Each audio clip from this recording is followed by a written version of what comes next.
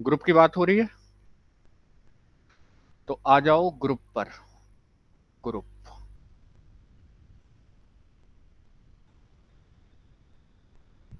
तो let G be a non empty set. Non empty set and अब की बार जो ऑपरेशन है मेरा बाइनरी ऑपरेशन, उसको ना तो मैं प्लस से लूंगा, ना माइनस से लूंगा, ना डिवाइड लूंगा। मैं एक जस्ट एक सिंबल यूज कर लूंगा, स्टार। ठीक है जी। And star be a binary operation, या binary operation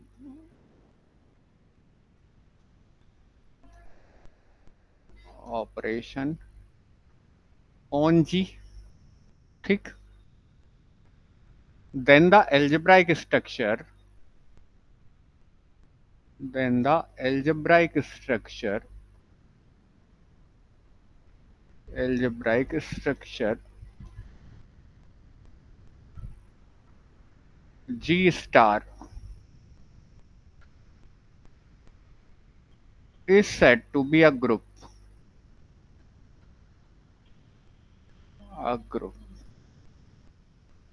if and only,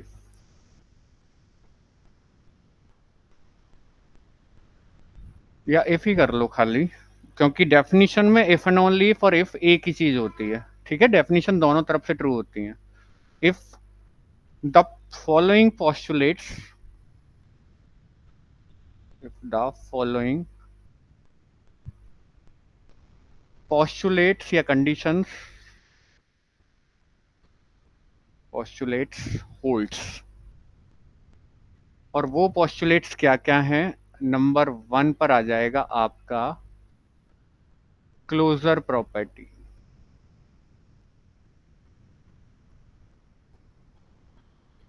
closure property, एक चीज के ऊपर हल्की सी बात करना चाहूंगा। ठीक है, डेफिनेशन दोबारा से भी समराइज करेंगे। अगर आपने स्टार को यहाँ बाइनरी ऑपरेशन बोल दिया है तो आप ये वाली प्रॉपर्टी हटा भी सकते हो। ठीक है, क्योंकि बाइनरी ऑपरेशन का मतलब यही था कि अगर सेट से कोई दो एलिमेंट उठाएं और उनके बीच में उस ऑपरेशन को लगाएं तो रिजल्ट किस में आना चाहिए? उसी सेट में आना चाहिए। ठीक है, और ये क्लोजर प्रॉपर्टी भी वही बताती है। तो अगर आपने स्टार को यहाँ बाइनरी ऑपरेशन शब्द यूज कर दिया है तो आप पहली प्रॉपर्टी को ना लिखें तो भी कोई फर्क नहीं पड़ेगा, लेकिन हम आपको चारों ही लिखवाएंगे। ठीक है, ताकि आप जान जाएं कि क्लोजर प्रॉपर्टी क्या है। अगर खाली ये यूज करता कि star be a operation on G, binary शब्द का यूज नहीं करता, तो फिर ये वाली प्रॉपर्टी लिखना बहुत जरूरी हो जाता। समझ गए? ये प्रॉपर्टी क्या है कि let A comma B belongs to G, तो this implies A star B belongs to G for all A comma B belongs to G. ठीक है, कोई दिक्कत तो नहीं? तो दिस इंप्लाइज, अगर ये प्रूफ हो गया this implies G is closed with respect to star. इसका मतलब क्या है कि कोई भी दो एलिमेंट में जी में लेकर चला और उनके बीच में मैंने वो बाइनरी ऑपरेशन लगाया, या बाइनरी शब्द ना यूज करूं, मैंने उन दोनों के बीच में कौन सा ऑपरेशन लगाया? स्टार। अगर रिजल्ट जी में ही आ रहा है तो जी क्लोज्ड हो जाएगा किसके रेस्पेक्ट में? स्टार ऑपरेशन के रेस्पेक्ट में। दोबारा से एक बात क्लियर कर दूं, अगर आप यहां बाइनरी शब्द नहीं लिखते हो तो ये प्रॉपर्टी आपको जरूरी रूप से लिखनी पड़ेगी। अगर आपने यहां से बाइनरी शब्द हटा दिया तो फिर ये लिखनी पड़ेगी, और अगर यहाँ बाइनरी शब्द है तो ये हटा भी दो तो कोई प्रभाव नहीं पड़ेगा, आप लिखो या मत लिखो, फिर कोई दिक्कत तो नहीं। क्योंकि ये डेफिनेशन तो अल्टीमेटली बाइनरी ऑपरेशन की है ही, कि जी से कोई दो एलिमेंट उठाए, उनके बीच में ऑपरेशन लगाया और किस में आ रहा है? जी में ही आ रहा है। क्लियर हो गया? नंबर सेकंड प्रॉपर्टी का नाम है एसोसिएटिविटी। एसोसिएटिविटी, एसोसिएटिविटी के लिए नंबर ऑफ एलिमेंट की जरूरत पड़ेगी 3। Let A comma B comma C belongs to G imply A star B star C is equal to A star B और star C for all A comma B comma C belongs to G. अब एक चीज notice कीजिए, आपने एक चीज देखी कि कोई भी तीन एलिमेंट ले रखे हैं, ठीक है, और तीन एलिमेंट में यहां किया है A star B star C is equal to A star B star C. अब इसके लिए मैं एक काम करके आपको बताता हूं ताकि इसकी महत्ता आपको पता चले। मुझे ये बताइए कि ये सम कितना आएगा।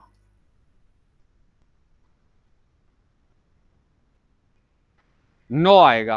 आपने क्या तीन चीजें हैं या दो ऑपरेशन है प्लस, क्या तीनों संख्याओं को एक साथ जोड़ना पॉसिबल है? पहले दो को जोड़ेंगे, समझ गए? अब तीन संख्याएं उनको आप एक साथ मन में नहीं जोड़ सकते, कहीं भी नहीं जोड़ सकते। आपके मन में जो प्रोसेस हुई होगी वो ये हुई होगी कि 2 और 3 5 और +4 और फिर दो जोड़ी 9, ऐसे करके आपका आंसर निकला होगा। तो ठीक है, लेकिन यहाँ एक तरीका और है इनको जोड़ने के लिए कि पहले आप 3 और 4 को जोड़ लो, तो 2 + 7 और ये भी क्या आएगा, 9 आएगा। या फिर आप ऐसे कर लो कि 2 और 4 को पहले जोड़ लो और फिर 3 को जोड़ लो। तो आप एक चीज देख पा रहे हो कि यहां ये टोटल कितने नंबर हैं, 3। इनमें से किन्हीं दो को पहले लेना पड़ रहा है और तीसरे को फिर बाद में ऐड करते हैं, लेकिन आंसर क्या आ रहा है, हर हालत में सेम आता है। ये सबके लिए पॉसिबल नहीं है, ये नेगेटिव के लिए पॉसिबल नहीं है। अगर आप नेगेटिव करोगे तो उसमें आंसर बराबर नहीं आएगा। आप करके देख लो, जरा सा यहाँ हटा देंगे इन एग्जांपल्स को। ये तो समझ में आ गया। मतलब आपको एक चीज नजर आ रही है कि टोटल 3 नंबर हैं, उनके बीच में ऑपरेशन लग रहा है, ठीक है, और कोई से भी दो आप पहले लेकर काम कर रहे हो तो आंसर ऑलवेज क्या आ रहा है, सेम आ रहा है। यानी नंबर एक दूसरे को सहयोग कर रहे हैं कि कोई से भी दो जाकर पहले ऐड हो जाओ, हम में से तीसरा बाद में चला जाएगा। और यही प्रॉपर्टी कहलाती है आपकी एसोसिएटिविटी। जरा ट्राई करते हैं आगे। माइनस पर ट्राई करते हैं। माइनस का एक ऐसा एग्जांपल लेकर आते हैं। सपोज करो 2 है, एक 5 है और एक 8 है, ठीक है। तो पहले आप करेंगे 2 - 5 - 8। अब देखना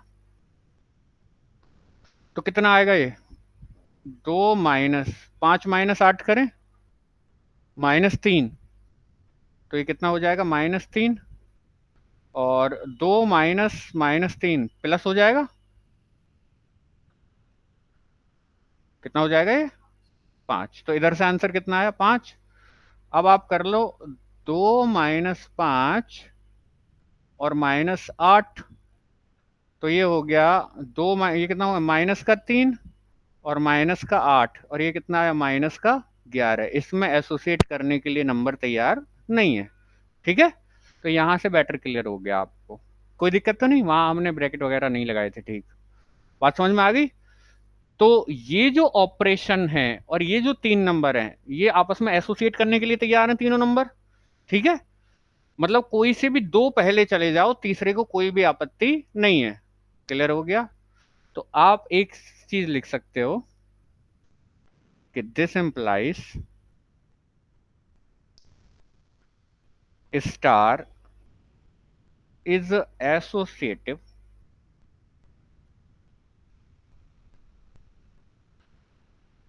ओवर जी। तो फिर ये ऑपरेशन क्या हो जाएगा, एसोसिएटिव हो जाएगा किसके ऊपर, जी के ऊपर। और ये कौन सी प्रॉपर्टी है ग्रुप प्रूफ करते समय, सेकंड प्रॉपर्टी। समझ में आ गई। ये टोटल कितने नंबर हैं, 3 नंबर हैं। नंबर मैं इसलिए बोल रहा हूं कि अभी नंबरिंग में बात कर रहे हैं वहां। ये टोटल कितने एलिमेंट हैं, 3 एलिमेंट।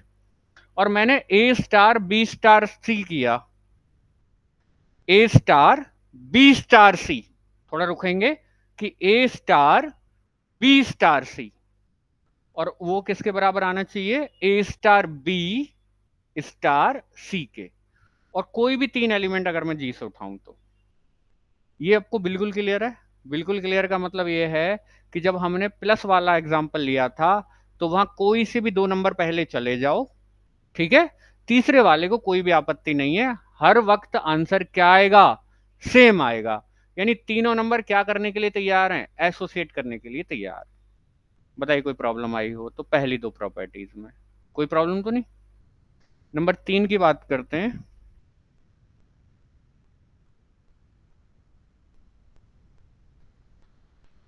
नंबर 3 पर आते हैं और नंबर 3 होगी एग्जिस्टेंस ऑफ आइडेंटिटी।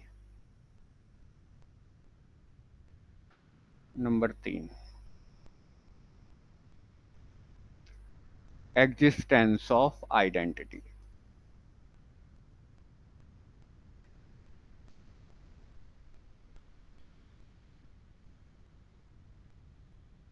इसके लिए कि let A belongs to G, then there exist E belongs to G such that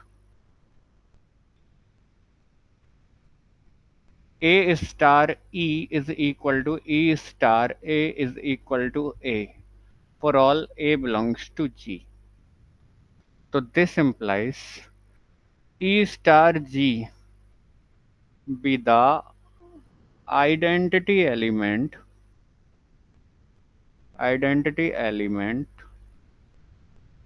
for all A belongs to G। जरा गौर फरमाएं फिर से। आपने G से कोई भी एलिमेंट उठाया नॉन एम्प्टी सेट से, ठीक है, कोई भी उठाओ, एक्स वाई जेड कोई भी एक एलिमेंट उठा लो, तो उन सभी एलिमेंट के लिए एक एलिमेंट ऐसा आएगा ई नाम का, ये अकेला होगा, ये ई चेंज नहीं होगा, एलिमेंट चेंज होने पर ई चेंज नहीं होगा, सभी के लिए क्या रहेगा, ई सेम रहेगा। जी में जितने भी एलिमेंट हैं सभी के लिए ई क्या रहेगा, सेम रहेगा। कि उस ई को ए पर चाहे आगे से अप्लाई करो या पीछे से अप्लाई करो, ठीक है, उस बाइनरी ऑपरेशन की हेल्प से रिजल्ट क्या आना चाहिए, ए ही आना चाहिए, ठीक है। तो ये जो ई है ये कैसा एलिमेंट बन जाएगा, आइडेंटिटी एलिमेंट बन जाएगा सभी एलिमेंट के लिए। ऐसा मैं सेट उठाऊं, सपोज टू बी, एग्जांपल दे देता हूं, सेट उठाया मैंने इंटीजर्स का और बाइनरी ऑपरेशन प्लस ले रखा है, तो ऐसा एलिमेंट बताओ जो किसी भी इंटीजर में आगे से जोड़ूं या पीछे से जोड़ूं उसी को दे दे।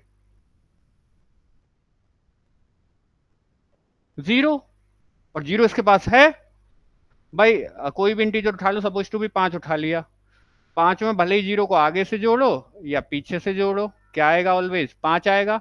किसी और के साथ ये काम कर लो तो इसके लिए आइडेंटिटी एलिमेंट कौन नजर आ जाएगा आपको, 0 नजर आ जाएगा, ठीक है। तो ये वही कह रहा है कि कोई भी एलिमेंट उठाऊं मैं जी से, वहां मुझे मिल जाएगा, then there exist E belongs to G. किस प्रकार कि ई को चाहे आगे से ऑपरेट करो या पीछे से ऑपरेट करो, क्या रिजल्ट आना चाहिए, ए आना चाहिए सभी एलिमेंट के लिए।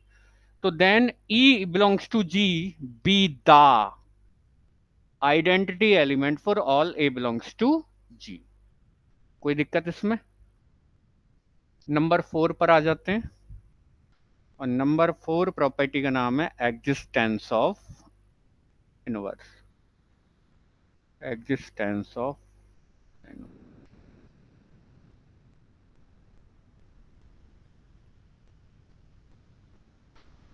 इसके लिए कि let A belongs to ji,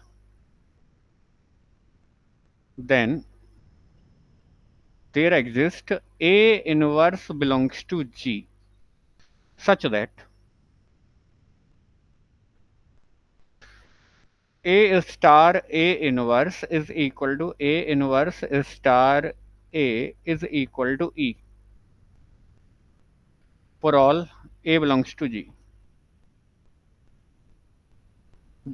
So this implies A inverse belongs to G be an inverse of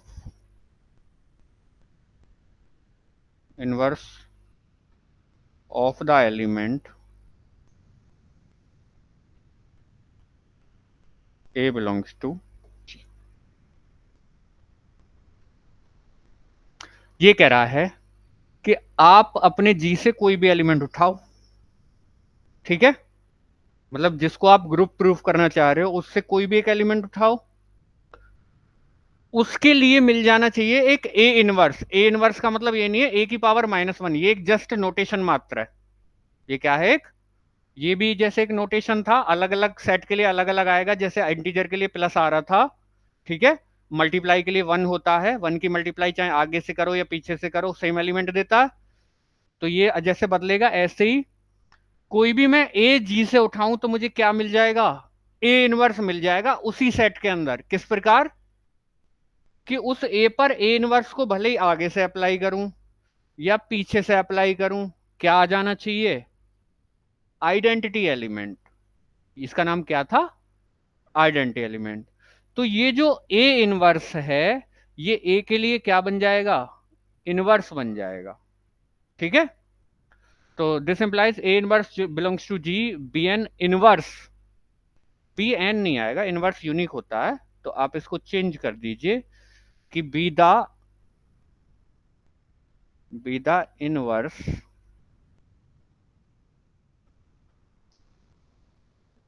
B the inverse for A belongs to ji.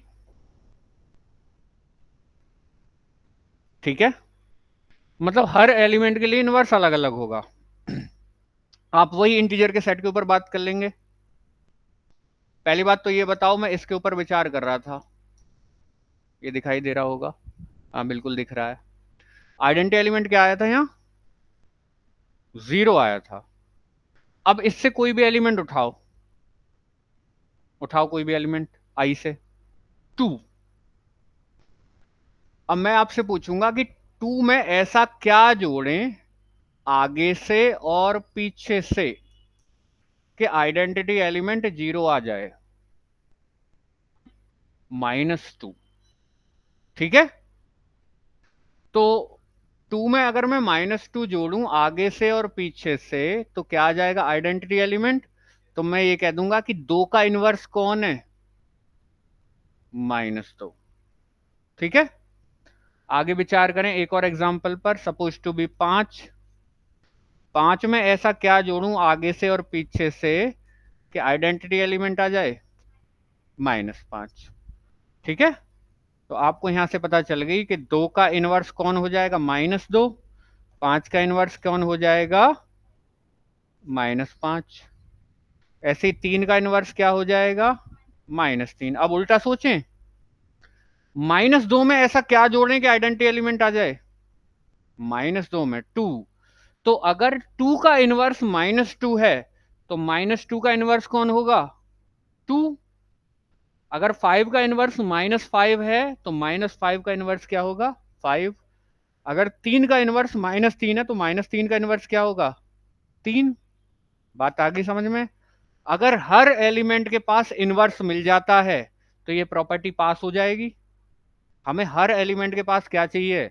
Inverse चाहिए। अगर एक भी एलिमेंट छूट गया ना जिसके पास इनवर्स नहीं है तो फिर बात खराब हो जाएगी। अच्छा, 0 के पास इनवर्स क्या होगा? 0 में ऐसा क्या जोड़ूं कि 0 आ जाए आइडेंटिटी एलिमेंट? 0 ही। तो 0 का इनवर्स खुद 0 ही होता है, यानी 0 सेल्फ इनवर्स है। क्लियर होगी बात?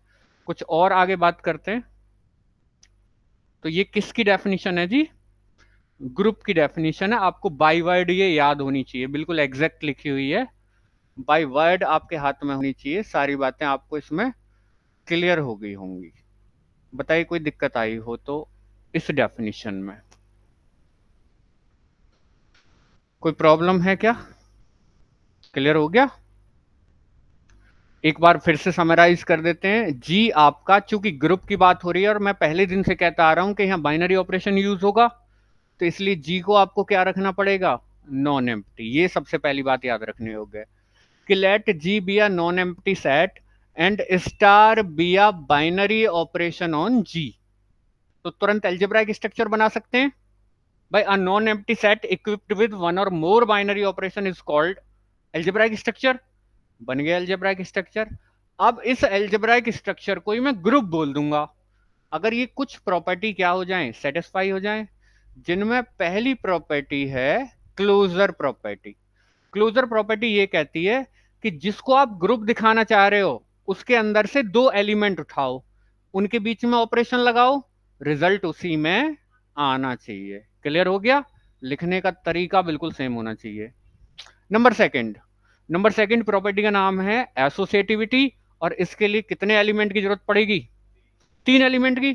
अब 3 एलिमेंट उठाइए एबीसी, और ये कह रहा है कि कोई से भी दो पहले आप बना लो, उनके बीच में ऑपरेशन लगाकर, फिर तीसरे को बाद में लगा देना, रिजल्ट ऑलवेज क्या आएगा? सेम आएगा। ये क्लियर हो रही है कि A star B star C is equal to A star B star C. तो this implies star is associative over G. Number 3 property का क्या नाम है?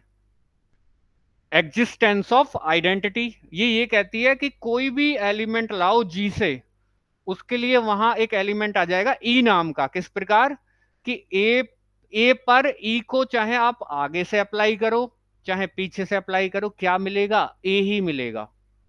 ठीक है? तो ये जो ई नाम का एलिमेंट है, ये पूरे पूरे सेट के लिए एक ही आएगा। ये अकेला होता है। जैसे इंटीजर के सेट में अगर प्लस ऑपरेशन है तो वहां अकेला एलिमेंट कौन है? ऐसा 0। क्लियर होगी? तो ये हो गया this implies E belongs to G be the identity element for all A belongs to G. Number 4 पर चलते हैं, एग्जिस्टेंस ऑफ इनवर्स। अगर एग्जिस्टेंस ऑफ इनवर्स की बात करूं तो मैं कोई भी एक एलिमेंट ला रहा हूं जी से, उसके लिए तुरंत उछल कर आएगा ए इनवर्स। यानी हमें एक ऐसा एलिमेंट मिल जाएगा ए इनवर्स। किस प्रकार कि ए पर ए इनवर्स को चाहे आगे से अप्लाई करूं या पीछे से अप्लाई करूं, क्या मिल जाना चाहिए?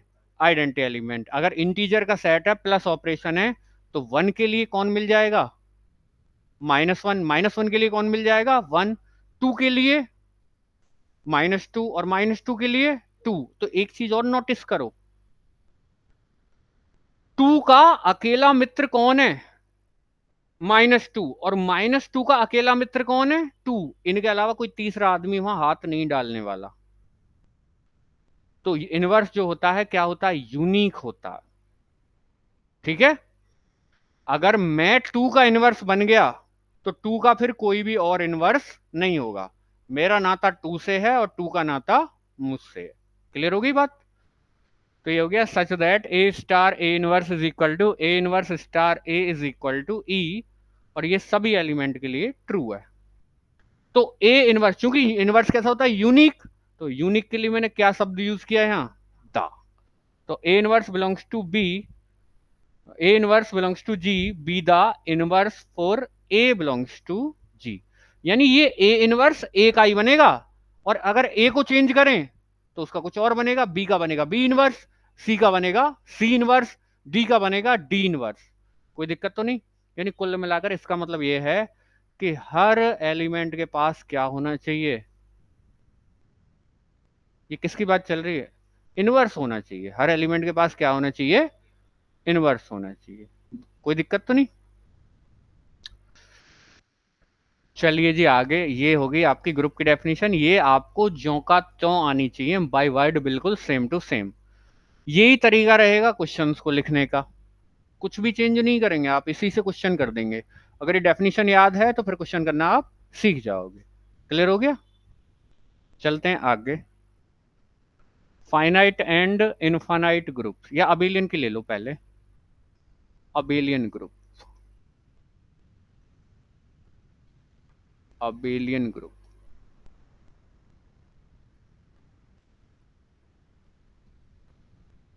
अबेलियन अब ग्रुप बन चुका है। ठीक है? वैसे तो मुझे बात सेमी ग्रुप पर भी करनी चाहिए, मोनोइड पर भी करनी चाहिए, लेकिन उसके लिए मैं, चलो देखूंगा बाद में। पहले मैं किसके ऊपर बात कर रहा हूं? अबेलियन ग्रुप पर। ये कह रहा है कि let G star be a group, be a group, then G star is said to be abelian, is said to be abelian or commutative, commutative group। if and only if A star B is equal to B star A for all A comma B belongs to G। मतलब ये एक property और बढ़ जाती है। उन चार properties की हेल्प से आपने एल्जेब्राइक स्ट्रक्चर को क्या बना लिया, ग्रुप बना लिया। अगर वो चार प्रॉपर्टी फुलफिल हो गई तो फिर एल्जेब्राइक स्ट्रक्चर क्या बन जाएगा, ग्रुप बन जाएगा बड़े आराम से। अगर ग्रुप को आप ग्रुप के साथ एक नाम और बढ़ाना चाह रहे हो, कॉम्यूटेटिव या अबेलियन, तो एक प्रॉपर्टी और आ जाएगी एक्स्ट्रा कि A star B is equal to B star A for all A comma B belongs to G. ठीक है, बिल्कुल वेरीफाई कर लेते हैं। और इस प्रॉपर्टी का नाम और बता दूं, इस प्रॉपर्टी का नाम है कॉम्यूटेटिविटी। कॉम्यूटेटिविटी आगे समझ में, या कॉम्यूटेटिव प्रॉपर्टी। ठीक है जी, एग्जाम्पल के तौर पर दूं, हालांकि ग्रुप के हम एग्जाम्पल उठाएंगे। I plus is an abelian group। कैसा ग्रुप है ये, अबेलियन। भाई पहले मैं वर्बली ही शो करके दिखा देता हूं कि ग्रुप क्यों बना, और आपसे भी इसी के ऊपर बात हो जाएगी। पहले मुझे ये बताइए कि टोटल कितनी प्रॉपर्टी होती हैं ग्रुप शो करने के लिए। चार, कौन कौन सी, closure, associativity, existence of identity और एग्जिस्टेंस ऑफ इनवर्स। पहले तो लिखने का तरीका तो बाद में सीखेंगे, हम इसके ऊपर पर्टिकुलर एग्जांपल करने वाले हैं, इसी को प्रूव करके दिखाएंगे। आपकी बुक का भी हिस्सा है अगर आप बुक कंसीडर करते हो तो। ठीक है, तो पहले मैं बात करता हूं क्लोजर प्रॉपर्टी की। ठीक है, क्लोजर प्रॉपर्टी का मतलब यह है कि इसमें से कोई भी दो एलिमेंट उठाओ, उनके बीच में ऑपरेशन लगाओ, रिजल्ट इसी में आ रहा है या नहीं आ रहा, आएगा। भाई इसमें से कोई भी दो एलिमेंट उठाएंगे, उनके बीच में ऑपरेशन लगाएंगे तो रिजल्ट इसमें ही आएगा। तो क्लोजर प्रॉपर्टी तो फुलफिल हो गई, तो क्लोजर तो हुई भाई पास, क्लोजर पास हुई। नंबर दो की बात करें, एसोसिएटिविटी। एसोसिएटिविटी भी पास हो ही जाएगी। ठीक है, कोई भी तीन इंटीजर लेकर आप प्लस का साइन उनके बीच में लगाएं, कोई से भी दो पहले जोड़ें, ऑलवेज आंसर क्या आएगा, सेम आएगा। ठीक है, नंबर तीन बात करें एग्जिस्टेंस ऑफ आइडेंटिटी की। Existence of identity. अच्छा, अब एग्जिस्टेंस ऑफ आइडेंटिटी की बताइए, आइडेंटिटी एलिमेंट इसके पास है या नहीं। आइडेंटिटी एलिमेंट का मतलब ये है कि कोई ऐसा एक यूनिक एलिमेंट हो पूरे सेट के पास जिसको किसी भी एलिमेंट में आगे से जोड़ूं या पीछे से जोड़ूं, आंसर ऑलवेज क्या आना चाहिए, सेम आना चाहिए। ठीक है, तो ऐसा एलिमेंट कौन है, जीरो। तो इसका आइडेंटिटी एलिमेंट कौन बन जाएगा, जीरो, मिल गया। अब नंबर चार बात, एग्जिस्टेंस ऑफ इनवर्स, देखते हैं वो पास होता है या नहीं। Existence of inverse, existence of inverse ये कहती है कि हर एलिमेंट के पास अपना इनवर्स होना चाहिए। ठीक है, तो इसमें आपको एलिमेंट पता है कौन कौन से आएंगे, मैंने सेट के ऊपर पूरा काम किया हुआ है। बताइए -3 का इनवर्स क्या होगा। -3 में अभी सुन लीजिए, क्योंकि ऑपरेशन यहाँ प्लस है और आइडेंटिटी एलिमेंट क्या आ रहा है, जीरो। -3 में ऐसा क्या जोड़ूं आगे और पीछे से कि आइडेंटिटी एलिमेंट आ जाए, +3। तो -3 का इनवर्स कौन हो जाएगा, +3, और +3 का इनवर्स कौन हो जाएगा, -3। तो कोई ऐसा एलिमेंट है जिसके पास इनवर्स ना हो, सबके पास होगा। जीरो के पास, जीरो का इनवर्स कौन होगा, जीरो होना नहीं चाहिए, जीरो ही होगा। आइडेंटिटी एलिमेंट का इनवर्स स्वयं आइडेंटिटी एलिमेंट होता है। ठीक है, ये बात गांठ भी बांध लेना, आइडेंटिटी एलिमेंट का इनवर्स स्वयं आइडेंटिटी एलिमेंट। और नंबर 5 प्रॉपर्टी में आती है कॉम्यूटेटिविटी देखते हैं यहां जस्टिफाई होती है यानी कॉम्यूटेटिविटी। तो आप कोई भी दो इंटीजर ले लो, सपोज टू बी 2+3 करें या 3+2 करें, ऑलवेज आंसर क्या आएगा? सेम आएगा, यानी A star B is equal to B star A. तो आप आइदर 2+3 करो या 3+2 करो, कोई और इंटीजर लेकर करके देख लो, -4+2 कर लो या 2+-4 कर लो, आंसर ऑलवेज क्या आएगा? तो कॉम्यूटेटिविटी भी पास हो गई। तो ये ग्रुप कैसा ग्रुप बन जाएगा? पहली बात तो ग्रुप बन गया इन चार प्रॉपर्टीज से, और फिर ये भी जस्टिफाई हो गई, तो कैसा ग्रुप बन जाएगा? Abelian group. तो बताइए कोई दिक्कत हो अबेलियन ग्रुप में? अच्छा एक बात और समझा देता हूं वर्बली।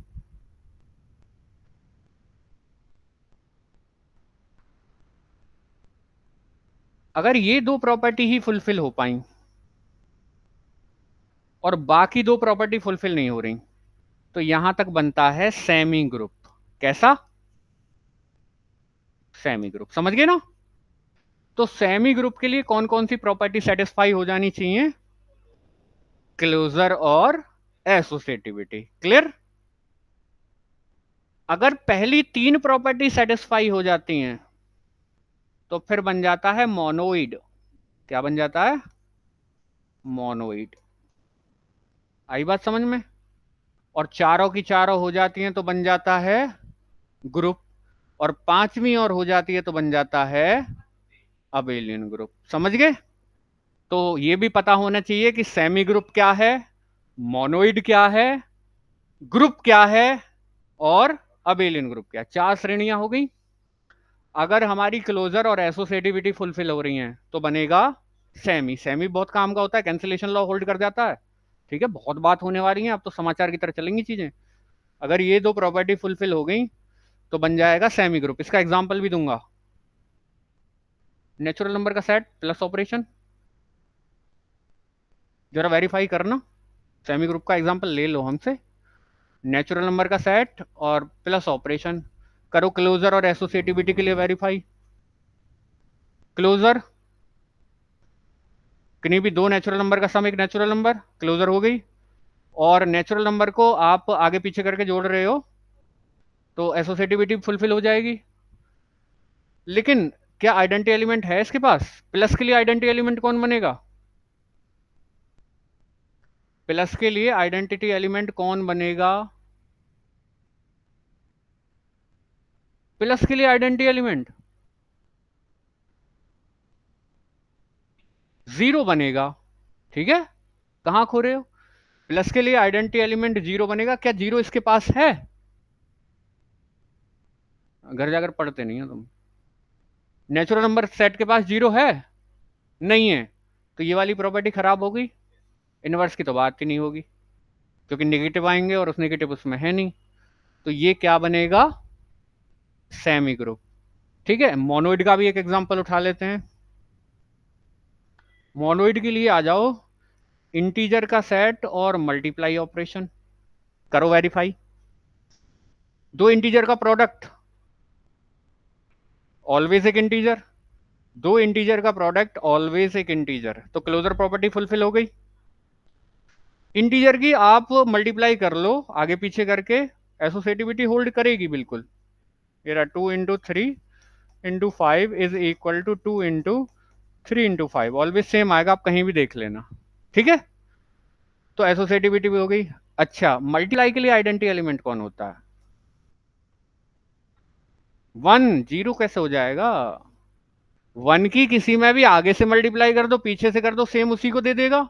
तो मल्टीप्लाई के लिए आइडेंटिटी एलिमेंट 1 इसके पास है, बिल्कुल है। तो ये तीन प्रॉपर्टी फुलफिल हो गई। अब ये चौथी वाली देखनी है। अब चौथी वाली के लिए मैं, उठाओ कोई भी इंटीजर, उठाओ कोई भी इंटीजर। 2।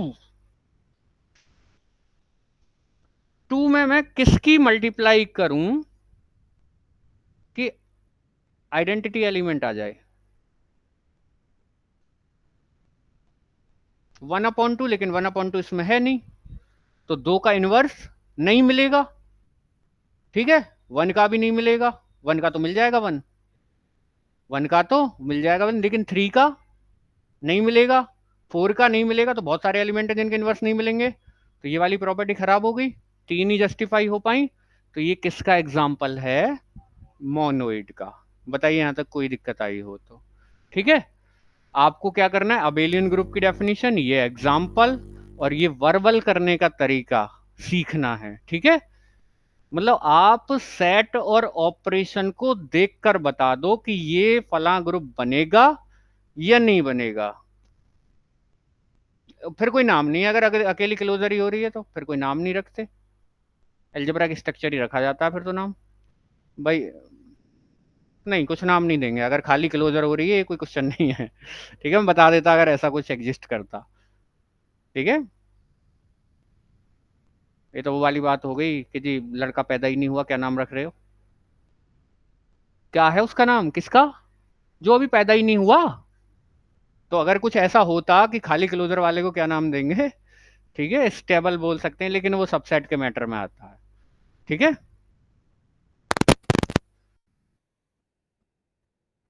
वो सबसेट के मैटर में आता है। ठीक है जी, नाम आएगा लेकिन सबसेट में आएगा, सब ग्रुप में, सॉरी, सब ग्रुप में आएगा। तो अगर पहली दो प्रॉपर्टी फुलफिल हुई तो सेमी ग्रुप, पहली 3 हो गई तो मोनोइड, और अगर पहली 4 हो गई तो बन जाएगा ग्रुप, और 5 हो गई तो बन जाएगा अबेलियन ग्रुप। बताइए यहां तक कोई परेशानी आ रही हो? डेफिनेशन एक एक याद होनी चाहिए, एक एक लिखनी आनी चाहिए। बार बार इसी बात पर जोर चल रहे हैं, ये कोई काम नहीं कि यहाँ से गए, काम तो हमारा हुआ पड़ा है, हमने ऐप में जाकर पीडीएफ से जल्दी से छाप दिया, हम क्लास रिवाइज नहीं कर रहे। भाई ऐसे काम नहीं करेगा। एक बार सपोज टू भी यहाँ पढ़ रहे हो या लाइव पढ़ रहे हो, और एक बार और क्लास आपको करनी है, आपके मन में कोई डाउट नहीं रहना चाहिए। ठीक है, ऐसे तो आपको आएगा, अभी दिखाई दे रहा होगा आपको कितना सारा सिलेबस है। ठीक है, और बहुत थ्योरम्स हैं।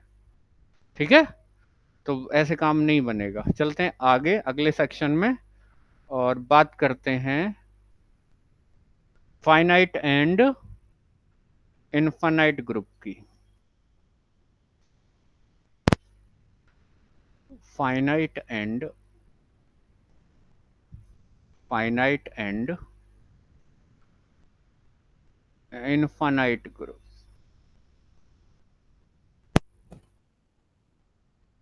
लो जी,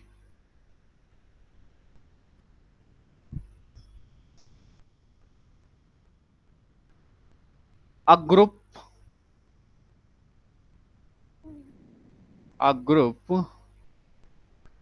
G star is said to be finite, is said to be finite if and only if the set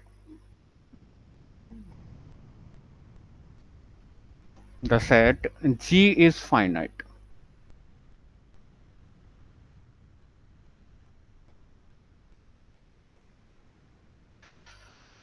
group का फाइनाइट और इनफाइनाइट होना डिपेंड करता है सेट के ऊपर कि सेट कैसा है। अगर सेट फाइनाइट है तो ग्रुप भी कैसा हो जाएगा? फाइनाइट। अभी तक आपने जितने भी एग्जांपल देखे हैं ना, वो सारे के सारे हमने कैसे सेट पर दिए हैं? इनफाइनाइट सेट पर दिए हैं, इंटीजर का दिया है। ठीक है, अभी वो ही लाए हैं हम। तो आपने वो जो एग्जांपल देखा था कैसे ग्रुप का देखा था, इनफाइनाइट ग्रुप का, फाइनाइट का भी देंगे। और also a group G star is said to be infinite,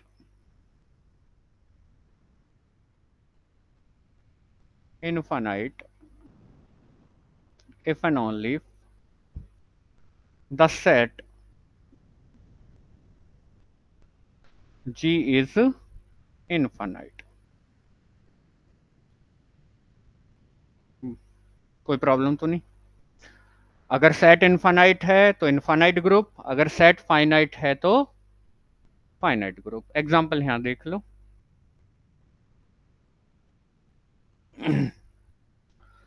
example given number 1, 1 comma -1 comma i comma -i और ऑपरेशन मल्टीप्लाई ले लो, is a finite group, is a finite group. Number 2, ये आई भी तो बन गया था इंटीजर का सेट प्लस ऑपरेशन के रेस्पेक्ट में, और इंटीजर का सेट फाइनाइट होता है इनफाइनाइट, इनफाइनाइट। तो I plus is an infinite group. अब बात करें यहां से, पहली बात तो इसका निरीक्षण कर लो कि ग्रुप बनेगा या नहीं बनेगा, ठीक है। इसमें कोई आई तो जानते हो ना, आई जानते हो आप, आयोटा बात हुई है आयोटा के ऊपर तो, कि आई स्क्वायर इज इक्वल टू -1, खूब जानते हैं। आप इसमें किन्हीं भी दो एलिमेंट की मल्टीप्लाई करो, क्या मल्टीप्लाई बाहर जा रही है, चेक करो, नहीं जा रही। भाई किन्हीं भी दो एलिमेंट की 1 -1 की कर लो, 1 और आई की कर लो, 1 और -i की कर लो, रिजल्ट ऑलवेज किस में आएगा, इसी में आएगा। या आई की आई में ही कर लो, आई की आई में करूंगा -1, वो भी इसमें है, तो क्लोजर प्रॉपर्टी फुलफिल। ये सारे के सारे कॉम्प्लेक्स नंबर हैं, कॉम्प्लेक्स नंबर का सेट ऑलवेज एसोसिएटिव होता है, आप आगे पीछे करके मल्टीप्लाई करके देख लेना, उन ब्रैकेट्स के आधार पर ऑलवेज सेम आएगी कोई भी तीन एलिमेंट उठाकर। अब बात करते हैं एग्जिस्टेंस ऑफ आइडेंटिटी की। इसमें ऐसा कौन सा एलिमेंट है जिसको बाकी एलिमेंट के साथ मल्टीप्लाई करने पर उसी को दे देता है, 1। और वैसे भी मल्टीप्लाई ऑपरेशन है, आइडेंटिटी एलिमेंट क्या होगा, 1, और 1 इसके पास है। कोई दिक्कत यहां तक।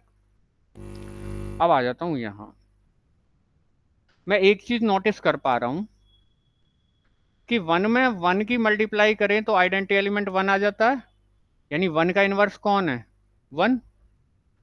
-1 में -1 की मल्टीप्लाई करूं तो कौन आ जाता है, यानी -1 का इनवर्स कौन है, -1।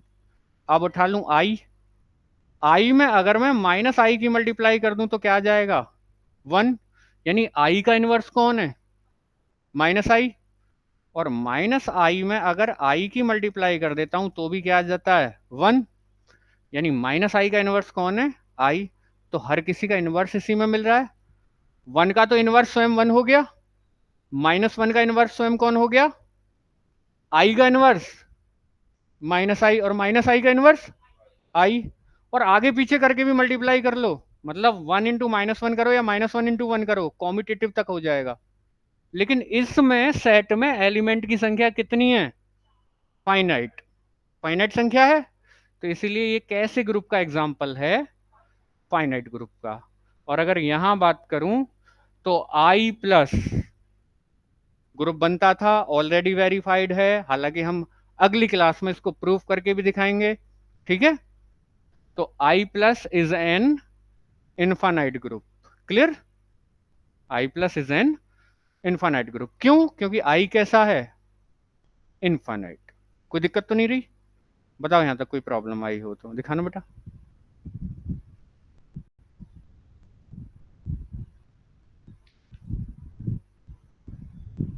बताइए कोई प्रॉब्लम आ रही हो तो।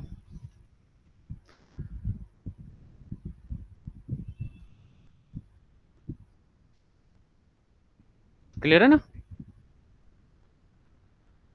तो आपने आज पहली बात तो ग्रुप की डेफिनेशन देख ली,